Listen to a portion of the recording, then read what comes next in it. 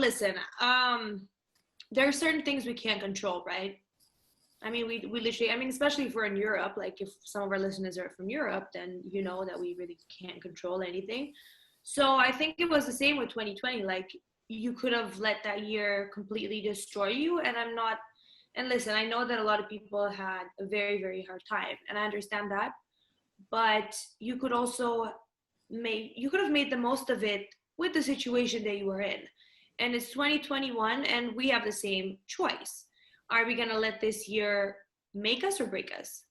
And I'm not saying it's going to be easy, because I think for you, Marina, and for me, 2020 was a very interesting year in many ways. Yeah. It was a year of growth, but it was also a year of like breakdowns, and it was a year of uncertainty and trying out new things and being disappointed and failing and getting back up. So I think it's like just the attitude that you have going in. I don't know about you, but personally, like this year I was so much more, how do I put it? Very relaxed, and I wasn't that excited as previous years. Previous years I was like, oh my God, this is the year, like, yes, like, let's do it. I was just like, listen, I know what I have to do. I know my goals. I know what I need to do to achieve those goals, but I'm going to take it one day at a time, because I feel like we have that sort of spur of excitement at the beginning. Yeah. The probability of you carrying on throughout the months is much lower. Yeah, no, for me, it was the total opposite, because before I didn't really care. And I kind of made a note, because I was also graduating in 2020. So I was like, you know what, this year is my year. Everything is going to go as planned. And then, March happened and the whole quarantine, and it was just like one day at a time. At one point, it wasn't even like projecting into the future. It's just like, let's see where it goes. No, but for me, like at the end of 2019, I was just kind of excited. I was making goals. I was just very excited. I hoped that, going into 2020, everything would change, out of like nowhere, like without me doing any work, right, on myself or anything else. But actually 2020 started really badly for me. Like before the pandemic was even a thing, like it just started badly, and I had such a bad January, to be honest.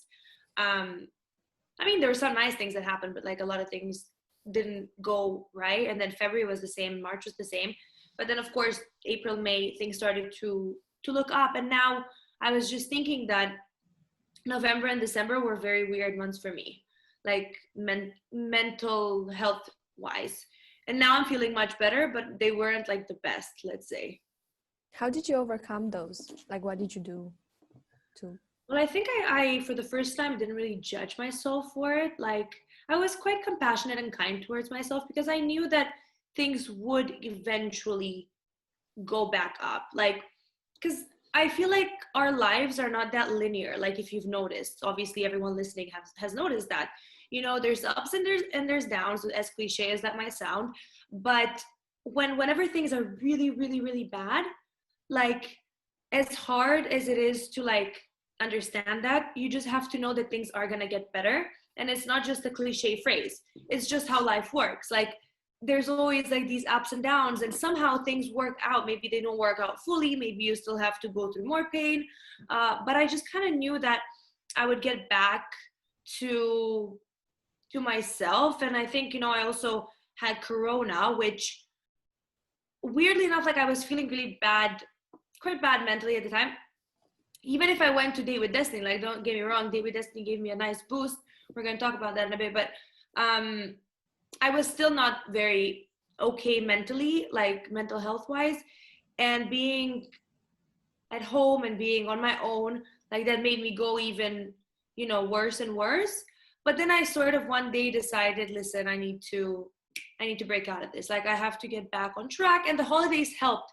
And then on the 31st, I really spent a lot of time planning my goals, planning my future.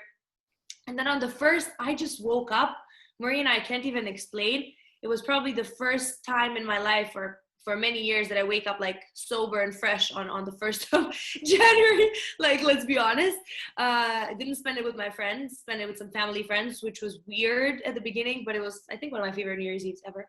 And I woke up fresh, like completely fresh with a clear mind. And like, I was like, this is going to be my year, And since I've been showing up, like I've been back on track with my work and, you know, even social media. Like I was gone for like 3 weeks. I didn't post anything. I noticed. I couldn't see Instagram. I couldn't see Facebook. Like I couldn't do it. And now I'm back and I'm loving it. But I was just compassionate. I think this is the key. Be compassionate towards yourself. Give yourself time and just know, even if it's hard right now, it is going to get better. Yeah, but you know, for me, like I have days when I'm really down and off, and it's like, I don't know, like the universe just like crashed on me, and it feels like it's so bad.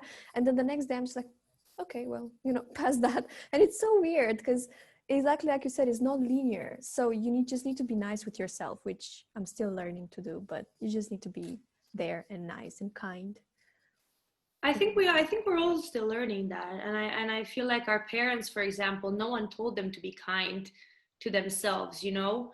My mom used to tell me a while back that, you know, when she was feeling sad, what she heard wasn't like, okay, like, let me, you know, give you a hug, like, let's talk about it. She would hear, suck it up.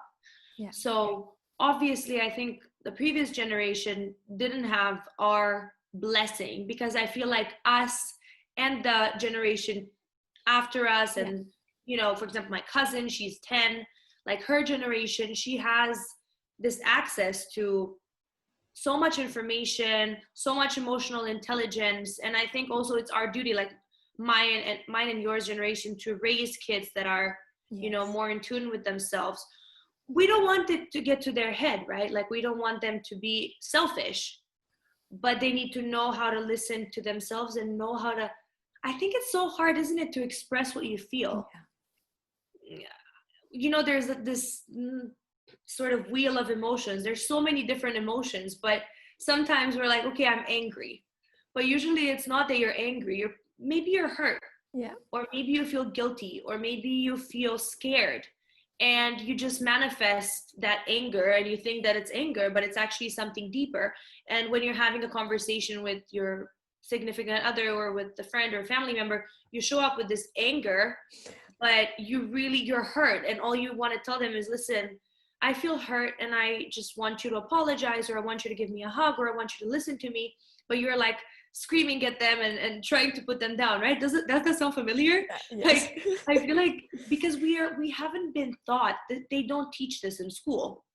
They don't teach you how to listen to your emotions, they don't teach you the wheel of emotions. Like they just tell you to study geography and maths and English, which is great. And, you know, it's great general knowledge, but they don't teach you key things. So then we grow up, these really smart people, right, with so much knowledge, that can't even communicate with each other, and that, you know, cannot express what they really feel. So we're all really unhappy. Like, seriously. And you know, I think being vulnerable is really like not okay. That's how it's portrayed. And even me now, I'm quite scared to show my true feelings. So I kind of mask them. And when I'm not fine, I'm just like, I'm fine. But you know, it's just because I don't want to, like, in a way, burden people with my emotions. And it's just this kind of weird cycle. And that all just makes us suppress our emotions, which is not okay. So I think that's really important to talk about them.